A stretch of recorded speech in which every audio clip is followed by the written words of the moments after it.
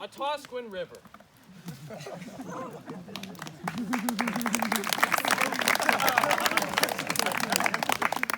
Roddy Pratt, Staffman of D. Paul, stand. Paul, guide of D. Good friend, better baker. Better friend than baker, also good baker. Traditional guide brews a pot of tea at lunch as an afternoon pick-me-up. Dreams of the Pigeon River, extinguished by fire. Smoke, smoke, smoke, less than 500 meters of visibility. Call Dylan. Dylan, what's going on? Fire. Barron's River, not good. Turned around, east, toward the Atosquin River. So thanks to the economy of language in that preface, I can now expand my prose. We headed east, doubled back, down the Camungish River, and we found ourselves at this wonderful fishing hole. I'm a terrible fisherman, but I could just cast a line out and reel one in, and cast a line out and reel one in. So I felt like a good fisherman. And then Christner, Jack, stand up, get over here. Jack sauntered over in his whitey-tighties, flexing all of his muscles, commandeered my fishing rod, which I borrowed from a lost and found, and attached a gold medallion to it, and just started casting it out and reeling in a bigger fish than I had caught, and casting it out again and reeling in an even bigger fish. And 5 fish later, we had ourselves a chowder. So he sufficiently emasculated me that day, which was fantastic. He's an incredibly hard worker, constantly somebody who wants to put in more than he had the second before and pushes the section along. Thank you, Jack.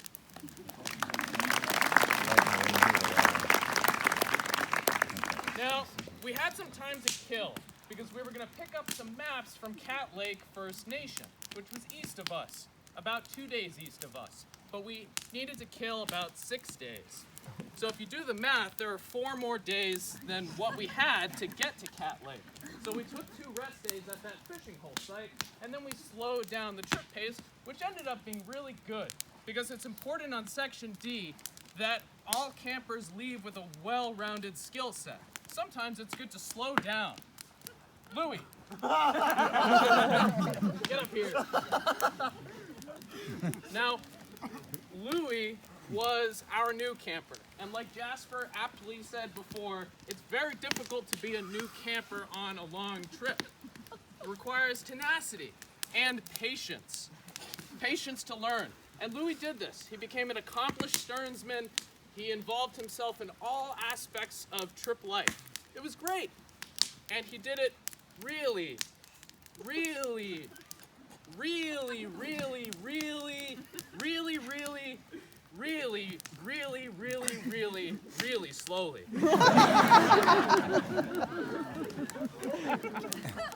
We might be paddling along, and Louie would pipe up and say, "Hey guys, I don't know if you know this, but I have to go pee." So I'd be like, "All right, guys, unload the boats. Let's see if there's a good place to set up a fly here." So we get a fly set up. You know, we get somebody to go out, get some wood, build a fireplace, make some dinner, bake a couple items. Paul would bake something delicious, and we'd all get wider. And then somebody would lose it, and they'd get narrower. And then the reflector would come off the fire, and Louie would go, zoop. Well, I'll go clean that. But in all honesty, excellent job, Louie. You learned quite a bit. Commendable efforts. See you next year. All right. So we kept moseying on our way, and speaking of fish and bodily excretions, which is a tradition to be spoken of at Section D campfires, it seems. Henry, get up here. Now, the best fish of the summer that we ate was by far a northern pike, baked by our very own Henry Black. I was skeptical of it at first because he drenched it in about a liter of Frank's hot sauce. And I'm glad that wasn't the last liter of Frank's hot sauce that we had. But this is what Henry did with most every meal that he ate. And if you've had Frank's hot sauce and you've had too much Frank's hot sauce, you might know that when you have to evacuate your bowels later on, it's not very nice. And Henry had this, he's a broadcaster. He broadcasts just about everything that he does. And he had an Emmy Award-winning program called Game of Poops. And it went something like this. Oh! Oh no! Oh! Oh! Oh! And so the first time this happened, I was concerned. I was like, oh my God, Henry, are you cramping up? Do you need potassium? And he said, no, I'm pooping! And I was like, cool. Righteous. And that happened about 40 days in a row. So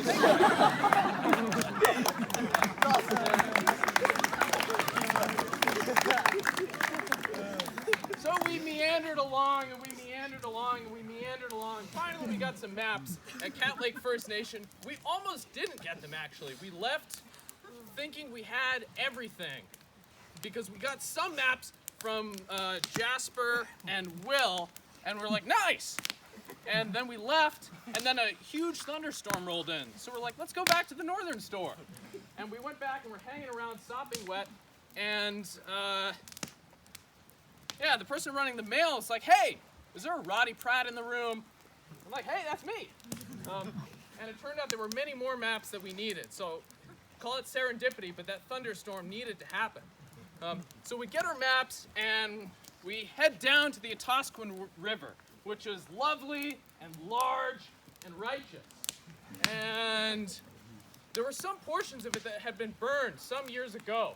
So all the old trails were gone and replaced by alders, which are these serpentine trees that aren't very pleasant to push a canoe through, and young jack pine and spruce.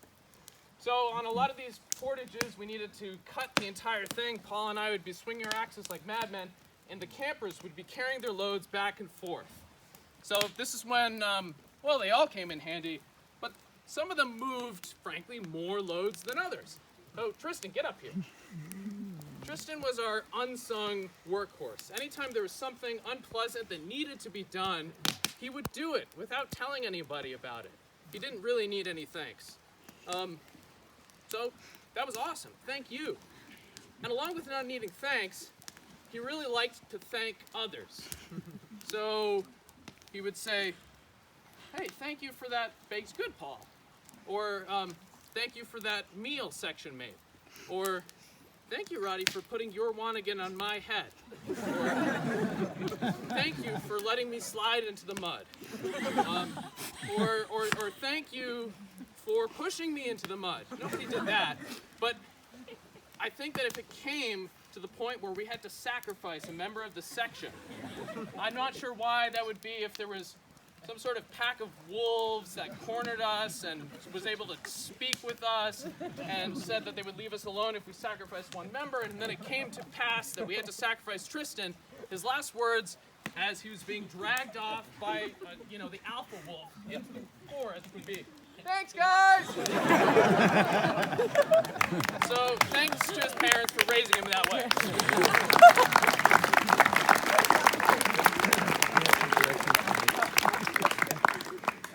So we hacked and sliced and hacked and sliced and hacked and sliced, and one day it was really, really, really, really, really, really hot. But there was one camper who that never really seemed to bother. And he's not here right now. I'm not sure where he is. Maybe we'll find him later. But his name is Joe Richmond. Now, I had Joe back when he was a little pipsqueak in Mattawa. And if you haven't seen Joe now, he's about 7 feet tall, and his beard is about 14 feet long. He's just a monolith of muscle. So hopefully you see him next year. But anyhow, Joe is an incredibly tenacious learner. He has the strength and memory of an Alaskan king crab, so he'll just